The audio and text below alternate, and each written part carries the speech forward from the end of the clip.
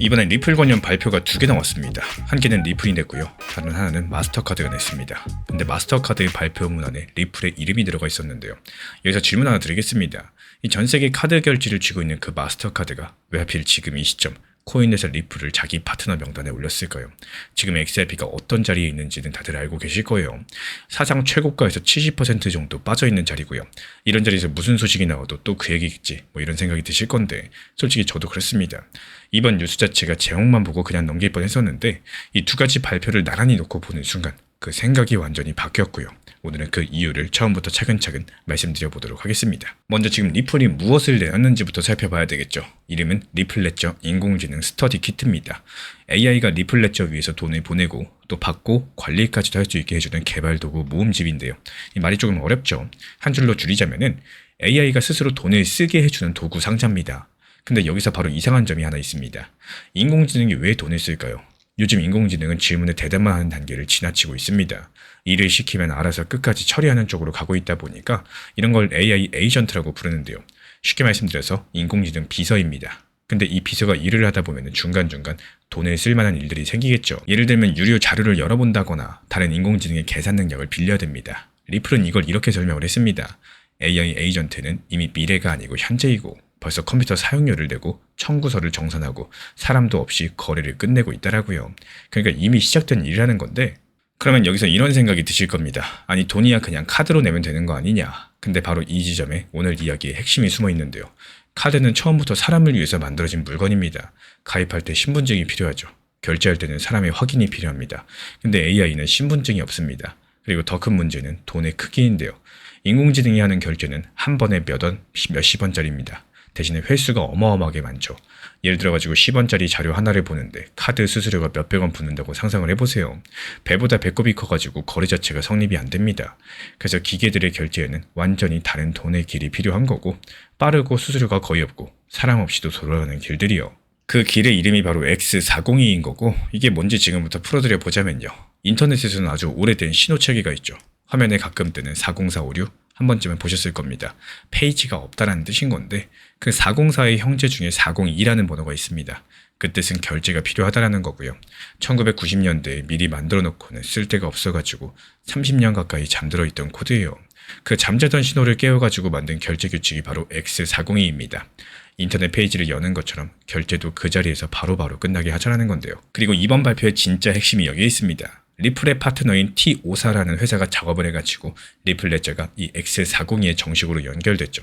그래서 이번에 AI 에이전트가 자료 이용료라거나 인공지능 사용료 같은 것들을 XRP나 RLUSD로 직접 결제할 수 있게 됐습니다. RLUSD 같은 경우는 리플이 만든 스테이블 코인이죠. 그 값이 출렁이지 않게 미국 달러에 1대1로 묶어둔 코인입니다. 우리 돈으로 치자면 늘 1,500원 안팎에 고정되어 있다고 보시면 되겠는데요. 심지어 이번 도구 상자에는 이런 것도 들어가 있어요. 클로드 같은 AI한테 지갑을 만들어주고 잔액을 확인시키고 송금까지도 시킬 수 있는 기능들입니다. 한마디로 AI 비서한테 처음으로 지갑을 쥐어준 셈인데요. 그러면 여기서 궁금해집니다. 왜 하필 리플레저였을까요? 여기에는 상당히 현실적인 이유가 있는데요. 기계가 돈을 쓰려면 두 가지가 확실해야 됩니다. 얼마가 드는지 그리고 결제가 됐는지 안 됐는지. 리플레저는 거래가 3초에서 5초면 확정이 되죠. 수수료는 1원이 채 안 됩니다. 게다가 그 수수료가 미리 정해져 있다 보니까 보내기 전에 얼마 들지 알 수가 있습니다. 이 다른 코인들처럼 수수료가 경매에 붙듯이 치솟는 일이 없다는 뜻인 건데 그리고 이 장부 같은 경우는 2012년부터 14년 동안 거래가 되돌린 적이 한 번도 없습니다. 기계 입장에서 봤을 때는 이게 제일 중요하겠죠. 사람은 결제가 꼬이면 전화라도 하겠지만 기계는 결과가 확실하지 않으면 아예 움직이지 못하거든요. 여기까지만 보면은 그래도 개발자들 얘기입니다. 근데 같은 날 나온 두 번째 발표를 옆에 붙이는 순간 그 이야기의 크기가 달라지는데요. 같은 날 마스터카드가 에이전트 페이포 머신즈라는 걸 출시했죠. 이름 그대로 기계들을 위한 결제망입니다. 인공지능 에이전트들이 사람의 손 없이 서로 돈을 주고받게 하는 시스템인데요. 마스터카드는 이 발표에서 결제가 이제 기계의 속도로서 거대한 규모로서 사람 눈에 보이지 않는 뒤편에서 일어난다라고 표현을 했고 그리고 이 출시에 30개가 넘는 회사가 파트너로 이름을 올렸습니다. 그리고 여기 명단에는 코인베이스, 스트라이프, 클라우드 플레어, 솔라나 재단, 폴리곤 같은 이런 이름들이 쭉 깔려 있고요. 그 안에 리플이 있습니다. 리플은 리플레저랑 RLUSD로서 이 판에 참여를 하고요. 그래서 이 그림을 한번 곱씹어 보시면은 카드의 제왕이 기계들의 결제판을 새로 깔면서 거기에 코인 회사들을 불러들이고 있다는 겁니다. 저는 이렇게 읽었습니다. 기계들의 결제는 기존 카드 방식만으로는 감당이 안 된다는 거. 이 사실을 마스터카드 스스로가 인정한 장면이라고요. 또 그게 아니라면 이 명단이 설명되지가 않습니다. 그리고 숫자 하나가 더 있죠. 마스터카드가 RLUSD를 자기 인프라에 끼워 넣는 게 최근 일주일 사이에 이번이 두 번째입니다. 한 번이면 행사용 제휴일 수 있겠죠. 근데 일주일에 두 번이다. 방향성이 정해졌다는 신호에 가깝겠고, 여기에 재밌는 장면이 하나 더 보입니다. 아까 명단에 코인베이스가 있었죠. 근데 X40이라는 표준 자체가 원래 코인베이스가 미뤄왔던 규칙이고, 코인베이스가 여기서 어떤 회사냐? 2021년 XRP 거래를 중단시켰던 미국 최대 거래소입니다. 그랬던 회사가 깔아놓은 길을 리플이 자기 장부로 연결했다라는 건데, 이 자존심 대신에는 실리를 선택을 했다라는 겁니다. 따로 길을 내는 대신에요. 이기는 표준에 올라타는 쪽을 골랐다라는 거예요. 근데 여기까지 들으시고 날카로운 분들은 한 가지가 걸리실 겁니다. 저도 이 질문 때문에 자료를 한참 더 찾아봤는데요. 기계들이 쓰는 돈, 그거 결국에 RLUSD 아니냐? 바로 이 문제입니다. 값이 출렁이는 XRP를 기계가 굳이 사용할 이유가 있냐라는 거죠. 실제로 이번 마스터카드 건에서 XRP 토큰 자체는 한 발 비켜나 있다는 지적이 해외 매체에서 나온 상황이고, 맞는 지적입니다.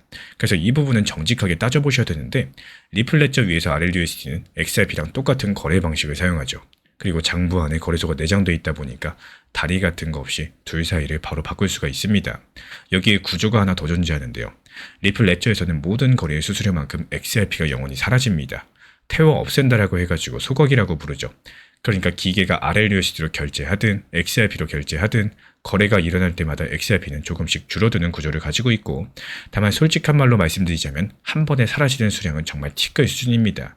이게 의미를 가지려면 거래가 어마어마하게 늘어나야 되는데요. 바로 그 어마어마하게라는 말 자체가 이 시장의 본질이라고 보시면 되겠어요. 이 사람은 하루에 결제를 몇 번이나 할까요? 많아야 10번이고 기계는 다릅니다. 쉬지도 않고 잠도 안 자고 수천 개가 동시에 움직여버립니다. 그래서 지금 거인들이 미리 줄을 선다라는 거고, 실제로 로빈후드는 AI한테 주식 거래를 맡겨보는 실험을 시작했고요. 메타마스크는 AI 전용 지갑까지도 내놨습니다. 리플은 혼자만의 움직임이 아니라는 뜻인 거죠. 그럼 이제 다들 제일 궁금하실 그 얘기를 드리자면요. 아니 그래서 가격은 어떻게 되는 거냐? 먼저 한번 선부터 그어드려 보자면은, 이건 다음 주에 XRP를 끌어올리는 재료가 아닙니다. 지금은 도구가 풀린 단계지 돈이 실제로 도는 단계가 아니거든요. 그래서 제가 보는 흐름은 바로 이겁니다. 이런 인프라 뉴스는 바닥에서는 무시당하죠. 당장 가격이 움직이질 않으니까요. 근데 시장이 회복 국면으로 돌아서면은 그때 가서 재평가를 받습니다. 그때 그게 신호였구나, 이런 말들이 나온다는 건데, 왜 이런 흐름들을 가장 유력하게 보느냐? 그 근거는 세 가지입니다. 먼저 첫 번째로 마스터카드 같은 회사는 일회성 이벤트에 이름을 빌려주지 않아요. 그리고 그 마스터카드가 일주일 사이에 두 번이나 리플 쪽 손을 잡았습니다. 그리고 도구가 풀렸으니까 그 다음 순서는 실제 어플과 거래량인데, 이게 하루아침이 아니라 분기 단위로 천천히 쌓이는 숫자입니다. 그래서 이거는 단기 급등 재료가 아니라요. 시간을 두고 바닥에 논리를 바꾸는 재료라고 보시는 게 맞겠고, 그래서 그 전략 자체도 단순합니다. 이 뉴스를 보고 쫓아가서 사는 게 아니라 지켜볼 숫자를 정해두시는 거고, 리플 레저 거래량이 늘어나는지, X40의 결제가 실제로 쓰이기 시작하는지, 마스터카드의 다음 발표에 리플 이름이 등장을 하는지, 세 가지 불이 차례로 켜지는지만 확인하시면 되겠습니다. 인공지능이 XRP랑 RLUSD로 직접 결제하게 해주는 도구를 내놨고, 같은 날 마스터카드는 기계들의 결제방을 발표하면서 리플을 파트너로 지명을 했습니다. 이건 내일의 가격 자료 정도가 아니라요. 14년 동안 은행만 바라보던 XRP의 고객 명단에 대해서 기계가 추가될 수 있다는 이 구조적인 변화의 신호겠습니다. 그렇다면 수많은 인공지능들이 결제에 쓸 돈들, 그 지갑은 대체 누가 무엇으로 채워줄 수 있는 걸까요? 이 질문을 따라가다 보면은 리플이 그리는 진짜 큰 그림이 보이기 시작을 하실 텐데요. 알트코인 단기 매매에서 목표가를 미리미리 설정하는 게 가장 큰 이유는요, 불필요한 스트레스에 대해서 줄일 수 있기 때문입니다. 단기 매매로 들어갔는데도 계속해서 시세 확인하고 팔까 말까 고민하는 이런 경우들 생각보다 많이 존재하기 때문에, 그러다 보면 수익이 나고 매도를 못하고 결국에 좋은 기회를 놓치는 이런 경우들이 많이 생깁니다. 차라리 매수와 동시에 목표가를 정해두시면서 도달하면 수익 실현하는 이런 습관들이 훨씬 더 효율적일 수 있다, 이런 말씀을 드리고 싶고, 익절이 완료가 됐다면 더 이후에 상승하든 하락하든 크게 신경 자체를 쓰지 않는 것들이 좋다라는 말씀을 드려요. 이 단기 종합방에서도 마찬가지입니다. 매수와 동시에 목표가에 대해서 함께 안내드리는 이유는요, 결국에 투자 때문에 나의 일상 자체가 흔들려서는 안 되기 때문이고, 결국에 가장 건강한 매매는 이렇게 수익뿐만 아니라 마음도 함께 지키는 매매라는 것들을 생각을 합니다.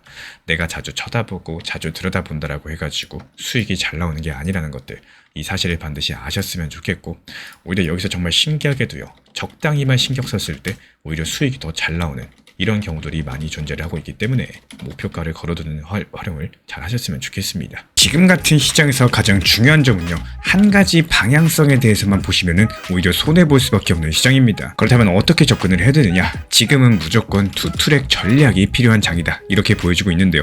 한쪽 비중에 대해서는 중장기 물량으로 계속 모아가세요. 이거는 큰 흐름에 대해서 먹는 계좌다라고 보시면 되는 거고, 나머지 비중에 대해서는 단타 물량으로서 운영을 하시면서 좋은 타점에서 매수하시고 또 목표가에서 매도하시고, 이거를 계속 반복하시면서 말 그대로 지속적인 수익을 쌓아 나가는 겁니다.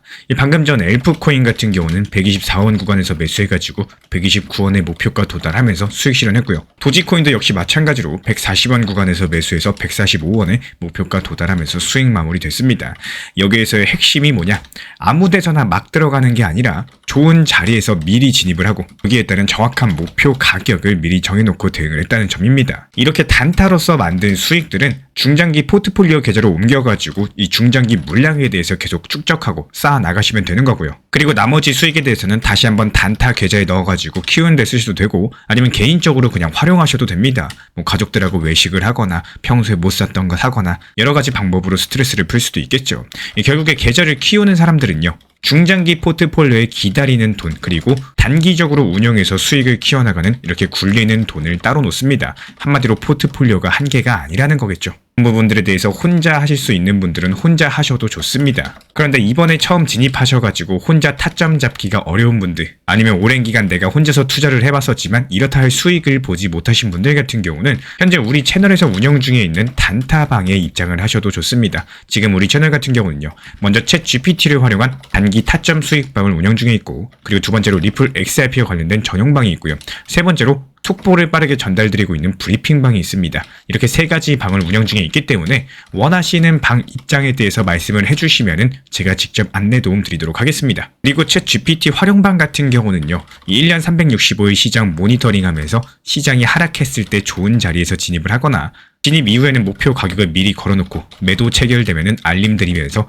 시장이 추가적으로 상승이 예상되는 경우에만 신규 타점을 드리고 있기 때문에 지금 시장이 과연 추가 하락이 예상되는 시장인지, 아니면 바닥을 짚은 시장인지, 아니면 다소 비싸게 내가 매수하더라도 더 비싸게 매도할 수 있는 시장인지 인공지능과 챗GPT 활용해서 짚어보면서 대응에 대해서 도움드리고 있습니다. 우리 구독자분들께서는요, 하루 종일 차트만 보고 있을 필요가 없어요. 원칙대로만 편하게 그냥 대응하시면 되는 거기 때문에 이런 부분들에 대해서 우리와 함께 하고 싶으신 분들만 댓글창 링크 통해서 신청해 주시면 되고요. 다른 거 바라지 않습니다. 구독과 좋아요만 눌러주시고 영상 보시면서 따라와 주시기 바랍니다. 지난 폭락장에서 XRP 1830원 그리고 1900원서 이렇게 두 차례 분할 매수 들어갔던 물량들, 이번에 2200원 단기 매도하면서 깔끔하게 나왔죠. 추가적인 매수 매도 타점 속보로서 받아보고 싶으신 분들께서는 현재 보이는 번호로 연락 주시거나 댓글창 링크 통해서 신청 주시면 확인되는 대로 입장 드리겠습니다.